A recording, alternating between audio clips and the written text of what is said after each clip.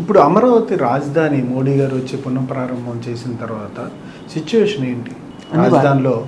అంటే ఏదైతే ప్రాజెక్ట్స్కి సంబంధించి ఫస్ట్ గవర్నమెంట్ ఆఫీసులు స్పీడ్గా రన్ అవుతున్నాయి, బ్యాంకులు లోన్లు పెట్టి రోడ్లు బోర్డులని స్పీడ్గా చేస్తున్నారు, బయట నుంచి వచ్చిన వాళ్ళంతా కూడా తొందరగా తీసుకుంటున్నారు.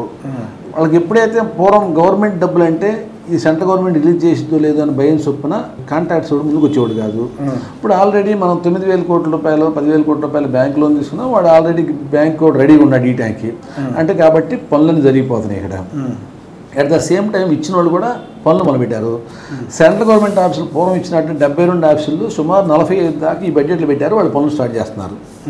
సెంట్రల్ గవర్నమెంట్ ఆఫీసులు బడ్జెట్ స్టార్ట్ చేశారు, స్టేట్ గవర్నమెంట్ ఆఫీసులు సెక్రటరియట్ లాంటివి కడుతున్నారు, ఇన్ఫ్రాస్ట్రక్చర్ రోడ్లు ప్రతి వాళ్ళు ఇండస్ట్రీ పెడితే దానికి కావాల్సిన రోడ్లు ఫస్ట్ కరెంట్ ఇవ్వమంటున్నారు చంద్రబాబు గారు, అవి చేస్తున్నారు. కాబట్టి రాజధాని ఈరోజు ఇండియాలో స్పీడ్గా పనులు జరిగేది రాజధాని ఒకటి.